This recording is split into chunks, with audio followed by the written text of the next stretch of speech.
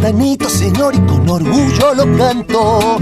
Soy puntanito, señor, de chiquito aquerenciado, tierra del Chocho, Arancibia, el Casca, Alfonso y Zabalda, Antonio Esteban. Es una alegría lo que viene nuestro invitado Jorge Rosales. ¿Cómo le va? ¿Cómo anda, Jorge? Bien, muy bien. Un gusto el estar otra vez aquí con usted, con los amigos, compartiendo este espacio circunstancialmente. Bueno, y un día volvió. Y sí, tenía que volver. Es que siempre lo traemos a Jorge, ¿eh? Por un motivo u otro le decimos, vení, Jorge, y él siempre accede. Porque, bueno, le gusta hablar, le gusta contar sus historias. Y en este caso... Ayer hubo una fecha, digamos, especial y donde Jorgito siempre ha estado vinculado, que tiene que ver con el patrimonio de la ciudad, el patrimonio histórico. Y bueno, entonces le dijimos, ¿por qué no venís y nos contás algo de aquel San Luis que vos has recorrido, por lo menos en fotos? Sí, de eso se trata justamente, de los mismos temas que hemos estado tratando aquí el año pasado en el espacio del puntanito. Sí, bueno, en realidad ayer lo que se celebraba, o lo que se celebró, fue el Día del Patrimonio Nacional. Y por una propuesta del Archivo Histórico, en donde ya hace 8 o 10 años que estoy allí trabajando, pero como un invitado más. Uh-huh. El archivo está abierto a todo el mundo. Investigando, digamos. Sí, sobre todo curiosidad. Sí, esa es la palabra que me resulta más apropiada. Voy interesado en leer los diarios. Ahí en el archivo hay material en cuanto a los medios escritos, a los medios periodísticos, desde 1870 en adelante. Uh-huh. Hay algunos ejemplares de la actualidad, que fue el primero, después está el Oasis, la Reforma, el Telégrafo no he visto, pero sí La Opinión, el Heraldo. Desde 1913 La Opinión, ¿no? Democracia, sí, La Opinión sí, desde 1913. No están todos. Gran parte del archivo lo posee hoy en día el diario. Pero bueno, y así fue como surgió esta charla, que en realidad fue una réplica, o se replicó otra charla que originalmente también me invitaron a exponer hace 2 semanas. Fue por una inquietud de un colegio de acá de la ciudad, en donde fueron las alumnas interesadas en conocer cuáles fueron los primeros barrios que se asentaron en la ciudad de San Luis. Uh-huh. Entonces, bueno, del archivo me dijeron, mira, vos tenés algunos datos, ¿por qué no los compartís? Y bueno, así fue como salió esa charla, y después surgió esto que tuvo lugar ayer ahí en el archivo, y que fue una convocatoria un poco más amplia. Bueno, en realidad la charla versó de eso. El título que le habían puesto desde el archivo fue Patrimonio Arquitectónico y su relación con la vida social. Sería algo así. Patrimonio arquitectónico y su valor social. Uh-huh. Bueno, por ejemplo, algunos de los temas a los cuales me referí, la Plaza Pringles, uh-huh, como centro también de reunión social, cómo nació la Plaza Pringles, quiénes iban, la famosa Vuelta del Perro, uh-huh, también el Club Social, la Plaza Independencia, toda la vida social que generó la llegada del ferrocarril, desde cuando estuvo asentada acá la estación hasta cuando se trasladó allá a Avenida La Firma. Claro, decís acá, refiriéndote a la Universidad Nacional de San Luis, que tuvo la vieja estación de trenes atrás de donde estuvo la terminal de ómnibus, digamos. Sí, así es. Sí, en realidad de la calle Chile hacia acá, uh-huh, el pasaje Chile. Bueno, también cómo se fue urbanizando, cómo fue el crecimiento urbanístico de la ciudad de San Luis, desde cuando llegó el servicio eléctrico por primera vez, que fue en 1908, y que no era las 24 horas del día, claro, sino que el servicio se iniciaba, depende de la época del año. En verano era un horario, en invierno otro. Uh-huh. Sabemos que oscurece más temprano. Pero era entre las 6 de la tarde y las 2 de la mañana. El resto del día no había servicio eléctrico.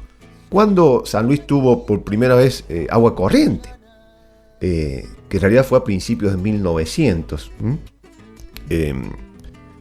Todo el tema de los regantes, porque ver un plano urbanístico de la ciudad de San Luis, y hoy mismo, si la recorremos, y nos cuentan que San Luis estaba, atravesada por canales, acequias, claro, sí. Realmente resulta insólito. Sí, claro. Y más todavía, que tenía innumerable cantidad de puentes. En uno de los artículos rescatados de la prensa de esa época, contaban más de 60 puentes, y que había que mantenerlos. Bueno, y había un cordón verde, ¿no? Alrededor de la también, ciudad. donde se fueron asentando innumerables quintas. Las quintas, ¿no? Y las chacras. En primer lugar fue el Bajo Chico, y después la zona del Pueblo Nuevo, que allá a un costado de lo que se conocía como el barrio de los Cuarteles en aquel momento. También les hablé del barrio Los Gitanos, que sería donde vivimos nosotros. Tenía que ser así. Adolfo. Porque allí justamente cuando llevaban los gitanos, donde asentaban las carpas. Las carpas. Y el lugar donde elegían los circos para instalarse sus carpas cada vez que venían, que era en la manzana o en la cuadra, mejor dicho, de 9 de julio entre Chacabuco y San Martín, a media cuadra del archivo. Y no estamos hablando de los circos que nosotros hemos conocido o que nos pueden visitar hoy en día, sino que eran circos enormes que llegaban a tener hasta 3 pistas. Eran gigantes. Y ellos se transportaban en tren. En tren traían sus carromatos. Y traían animales también, ¿no? Tal cual. Entonces claro, hablábamos de eso. Toda la novedad que significaba ver un animal del África, del Asia, además de los malabaristas y acróbatas.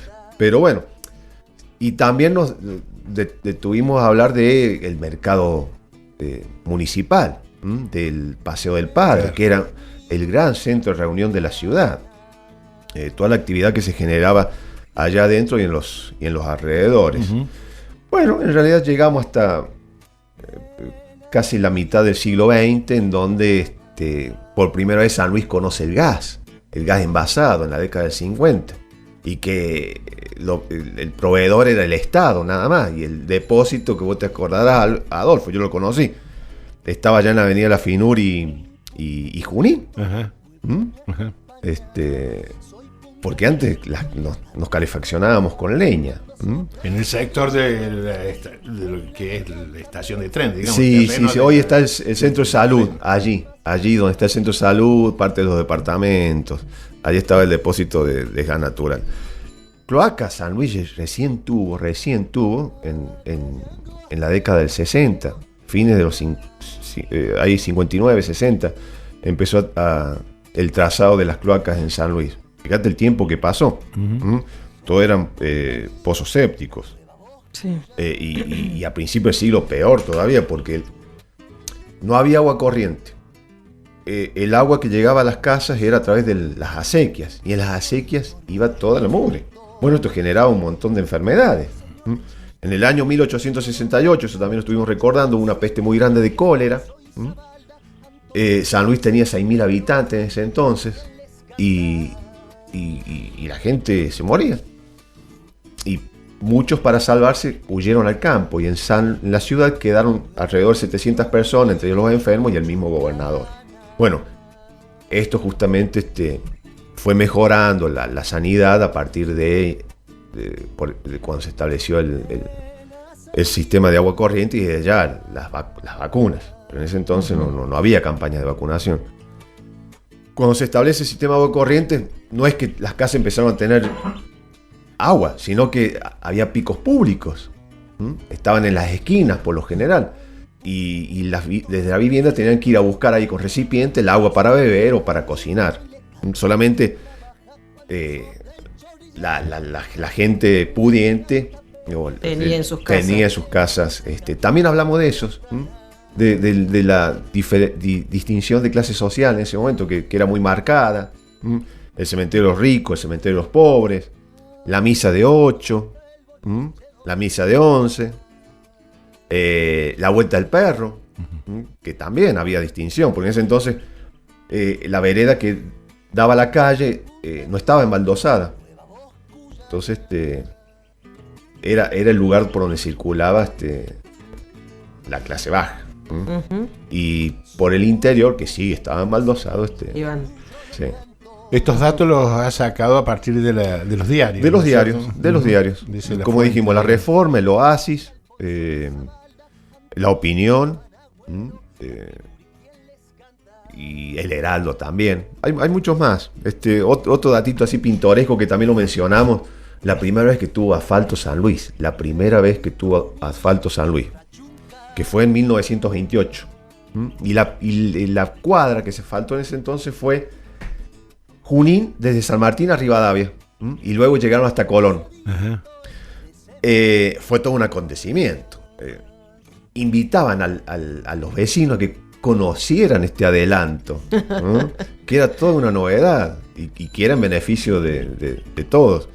Pero a la vez se dictaron ordenanzas impidiendo a los carruajes, sobre todo a los pesados y que no tenían sistema de amortiguación, transitar. Y eran multas muy caras las que se le aplicaban. rompía Claro. Sí, todo había el que asfalto. cuidarlo. Era un avance grande para la época y había que cuidar eso que habían asfaltado. Año obviamente. 1928, donde todavía los arreos pasaban por el centro, o sea, lo cual también estaba prohibido, pero sin embargo la gente con un sistema de vida muy pueblerino seguía transitando con sus arreos por el centro.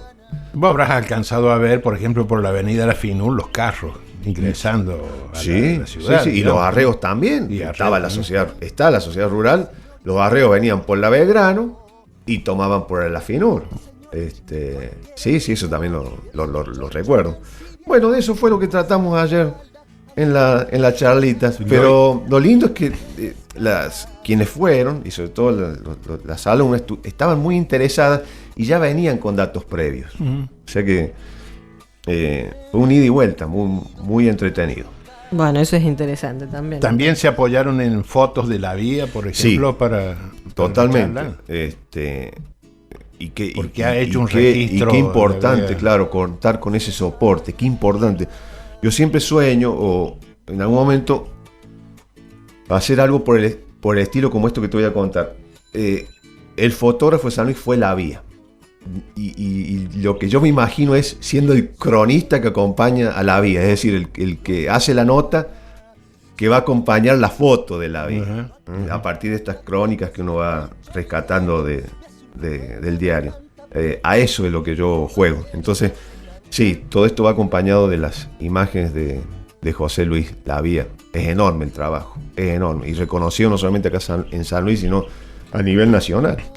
El problema es que hay algunas fotos que no tienen muchas referencias, o por lo menos No. o se han perdido, No, se no. fueron registradas. Pero están, Pero están. eso sería importante también, están. ¿no? Y es lamentable el trabajo de referencia que se hizo muchos años atrás en el archivo de muchas fotos. Hay muchas fotos que están mal referenciadas. Están mal. Mal referenciadas, ¿sí? Pero, no sé, es un trabajo que creo que se hizo hace 10 años.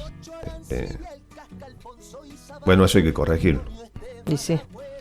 Bueno, Jorge, primero felicitarte por la charla que diste ayer. Dijiste que fue entretenida. Sabemos, te dimos todo el aliento desde acá. No Sí, pudimos estar sí, porque lo estábamos sentimos, aquí en lo el sentimos. programa. Pero bueno, seguramente después, eso ya es una excusa para que vengas con nosotros y nos cuente también un poco como siempre lo haces. Así que te agradecemos que hayas venido. Y Gracias. esas perlitas que va encontrando Sí, en siempre. los diarios viejísimos. Un dato también, antes de despedirnos, porque justamente era el Día del Patrimonio, que lo he tomado de la página del Colegio de Arquitectura de acá de San Luis, y lo menciona, el que lo subió fue el arquitecto Menéndez. Dice que de las construcciones históricas de 1900 en San Luis está quedando solamente el 20% de edificios, en su mayoría públicos y semipúblicos, y alrededor de 115, creo que es el número que menciona, de casas privadas. O sea que es muy poco y realmente es necesario eso preservarlo. Y algo que ayer surgió así casualmente y que lo tenemos cerca. ¿Ustedes se acuerdan, Adolfo, cómo era el embaldosado? No era embaldosado justamente, pero cómo estaban recubiertas las veredas de la avenida Quintana. En Laja, me parece. En piedra, Piedra Laja. en piedra de nuestra Sierra de San Luis. Era característico las veredas en piedra de la avenida Quintana. ¿Se conserva hoy alguna vereda? No sé Se han si ido habrá quedado perdiendo, alguna. se han ido perdiendo. Ujú. La única que queda la tenemos acá cerca, en la calle Chile. En la calle Chile, a partir de Ejército de los Andes, hacia España. Sí. Hay un tramo allí que debe ser de 10 metros, como eran antiguamente las veredas de San Luis. Ujú. Y eso mirá sería vos, qué buen importante poder conservarlo. Ajá. Que antiguamente fue la casa de Cantizani ahí. Ujú. Y se conserva en parte algunas construcciones muy viejas en esa zona. que Sí, estás mencionando. sí, y en la calle Colón. La calle Colón, a mi entender, y he ido contando las viviendas, debe ser la calle que conserva más construcciones antiguas Ujú. de todas. Y es lógico, porque era la calle que conectaba con el ferrocarril. La Rivadavia estaba cortada, en realidad después la abrieron, pero llegaba hasta la España. ¿Mm? Claro. Claro.